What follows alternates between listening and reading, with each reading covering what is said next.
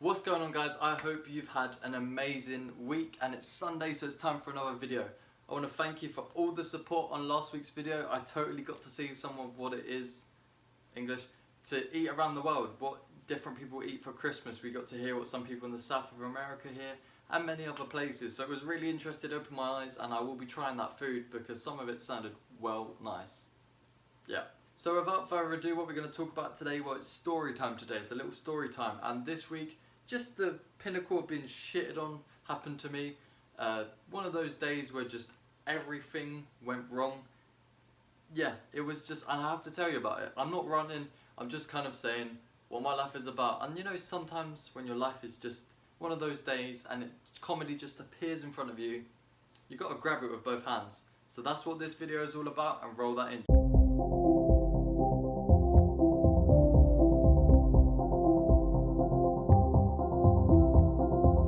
So, for all of you that don't know, who are probably few because I probably don't stop talking about it, I'm in the second year of university, and in the third year you have an option to do a placement year.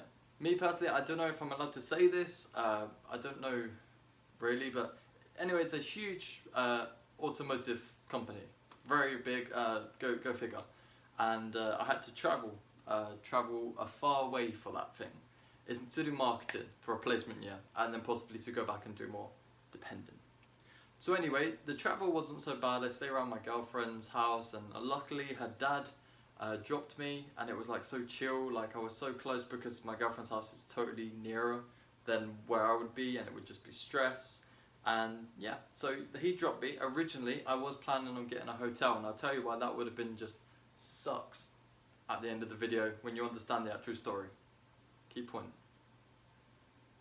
So anyway, Olivia's dad dropped me here. His name's Darren, and he dropped me there, and I went in Morrison's, you know, cheeky Morrison's, and got a meal. Simple as that. Was ready for the interview. It's an assessment centre, so it's going to be a presentation, which I had spent all weekend perfecting a presentation, getting it right, talking right.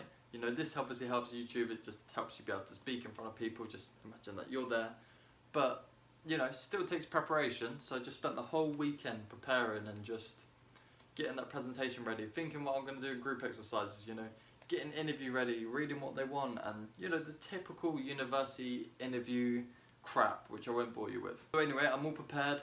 Sunday night, sleeping over my girlfriend's, ready to leave in the morning, get up at 5:30, I think it was, tired, knackered, you know, shower, get ready, hair, which, yeah, and go through my presentation again, and we're ready to leave. We left at 7. I'm so excited in the car. I'm also really nervous, but his car is amazing. He's got a really nice Mercedes. So it was just chill, rolling up in luxury, and we just rolled up, got there, and then we moved on to Morrison's, where he showed me where I could go, and I just simply went to Morrison's, got something to eat. Fast forward to where we are now. So there's me walking into the building. I say to the guy on security, hey, I'm here for the assessment centre. He's like, this is the first red flag. When I said I'm here for the assessment centre, it seemed like I'd just spoken French to an Englishman.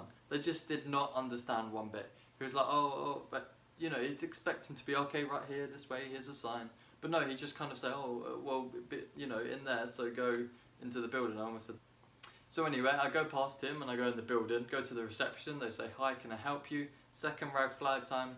I say, I'm here for the assessment centre day. They say, oh yeah, this assessment, the German to English one. And I'm like, no, marketing, I can't speak a word of German. Maybe some from primary school. Guten Tag. That is so bad. So anyway, they give me my pass anyway. They sign me in, which I guess under a visitor because they literally can't find my name. So red flag number 3 has appeared. And yeah, that really sucked at that point. So I go through this beautiful office, you know, all these cars lined up, and you could sit down and you could literally drop your sandwich on the floor and you pick it back up and you'd be totally ready to go. So I'm waiting for a while, and someone comes up to me. First of all, they call me Thomas, I think it was, and they go to shake my hand. And I'm like, okay, well, my name's not Thomas, it's a bit weird. Then they go, yeah, you're here for the tour, aren't you? Come on then. And I said, no, my name's not Thomas, and I'm here for an assessment centre. So first of all, I almost got picked up by the wrong person, which would have been a bit, you know, cool for a tour, but I've been totally in the wrong place. Then the person that I know by name, but not by face, comes up and explains to me, you know, and at this point, I'm just feeling like, okay, because at that point, I keep skipping, so bad with storytelling. At that point, I had no one around me. I was on my own. There was not a single student near me. And I would have thought at that time there would be so many more people, which was red flag I forgot how many red flags we've had, but it's one too many. So she calls me over and she says, hey, and nice to meet you, shake hands and everything. And she goes, your assessment centre's not today. I'm like, what do you mean?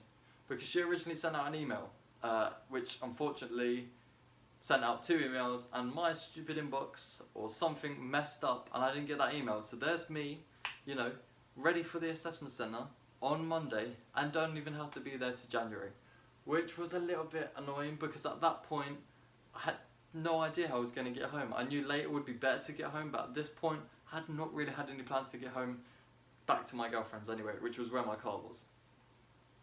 So I shake her hand and I say, oh, no worries, I know you're a busy person, okay, no worries, look forward to seeing you in January. Can't really shit on her too much because again, she's going to be the one deciding if I go there for a placement year. Probably not the best of ideas. So I leave and I think, okay, well, I'll just get an Uber back to my girlfriend's house and drive home. Easy. Like someone could not have planned it better. Go in Uber. There are no Uber cars in your area. And I'm like, oh my god, I've never been to this place before. I don't know what bus, I don't know what train to get. Like I said, I called my girlfriend and I'm like, I'm actually screwed. I think like, I don't know where I am, I don't know how I'm going to get home. She's saying, oh, you know, get this cab. So I called up a cab company. Oh yeah, that'll be around 80 quid. I'm like, you can claim it back, but still 80 quid in one hit. It's quite an expensive journey just to get back to your car to then drive home. That's not even the full journey for 80 quid. Would have been my car as well, which was a bit worrying. So in the end, it went like this. I had to get a bus, and this is where even more of the madness starts. I was on the wrong side of the road, the bus went by me. So I'm running after the bus, it just drove off. So I think, okay, because it was one of those temporary, you know, put your hand out, little sign things. So, you know, if they don't see you, they just keep going. So I walked for about 20 minutes up to the next bus stop, which I could see on Google Maps. Knew it was a proper bus stop, so just sit there. So I'm on the bus, it's all cool, I'm going to the train station. Get there, find the train that I need to go towards Waterloo, and there's 2 types of those trains. There's a fast and there's a normal one, and I need to get a normal one to get to the specific station to then get an Uber home. Bear with me, guys. So I'm on the train for about 10 minutes and I'm thinking, well, we should probably be at the station by now. All of a sudden, you know, because I have headphones on, which when you're waiting for announcements and where it's going, it's probably not the best idea. They say, okay, this is the fast train, the next stop is Clapham Junction, which is about very far away from where I needed to be. I start panicking and I think, okay, well, I'll just get off at a station nearby. Yeah, the next stop was Clapham Junction. So I was on that train panicking, thinking, oh my god, I'm on the wrong train for 30 minutes. Get there, to turn my ass back around, get on the next train. I missed that train initially because I'm on the wrong platform, almost get on the wrong train. Trust me, navigation skills are over 100. Get on that train, come all the way back, then have to get an Uber home, back to my car, and then finally home. Well, to a girlfriend's, and then drive home. Yeah, it was one of those days, you know, when you just feel like you've done something wrong the day before, and God or whoever is up there is just saying to you, look buddy, this is going to be a bad day for you.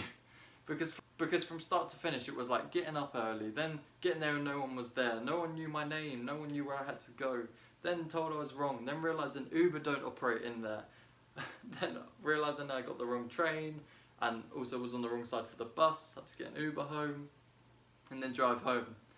Yeah, I did every type of commute you could do that day. I did, except from a plane, I pretty much did everything. I did the train, the bus, the drive, a walk. Yeah, I got my fitness steps up that day, kind of, not really, because technically, yeah, whatever. So yeah, that's just my little story time, and hopefully I won't have another one in January where I got it wrong again. I'm pretty sure I know when it is now, so that should be all fine. It was a learning experience, but at least on the bright side, when I do go back, I'm going to be so familiar with that area. I'll be like, I can know how to get a train home from here, I know how to get where to get the bus, where to walk. I even know what side of the right side to be on for the bus, which probably is about knowing too much. So I hope you enjoyed this video, and one last thing I want to talk about, because I always try to talk about 2 things in one video. YouTube Rewind. It's now almost the most disliked video on all of YouTube, and it's made by them. What? Justin Bieber's Baby is number 1, but very close behind now is YouTube Rewind 2018. And like PewDiePie says, it just highlights that all the problems wrong with YouTube. Now, personally, I haven't had too many problems except random, you know, copyright strikes on my videos from people that I didn't even know existed until that day, who just do nothing like my videos.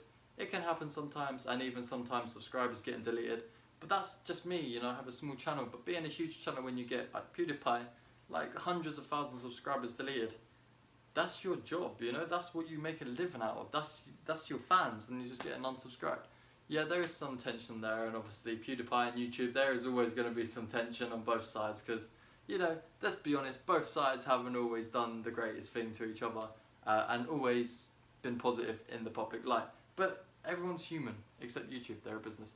PewDiePie is human, I hope. And, you know, he makes mistakes, and everyone does. And, you know, he's still funny as crap, and, you know, the battle is still waging with him in T-Series, so we'll see what happens. But yeah, YouTube Rewind, you know, just everyone's fans and that were just so upset because they're like, oh, why are you here and why aren't you here? PewDiePie wasn't there. PewDiePie versus T-Series, no mention. You know, just really, the only like proper thing was the yodeling kid. Like, that's the only proper decent thing. And as well, if you check PewDiePie's video, you'll see some other funny thing that actually his chair and not him made the video. YouTube guys, round of applause. Anyway, I don't want to mention too much about it because PewDiePie's done a whole video and, you know, he said everything I could say and more. So let's leave it to PewDiePie. You know where to find him. And I'll see you guys next Sunday. Peace out.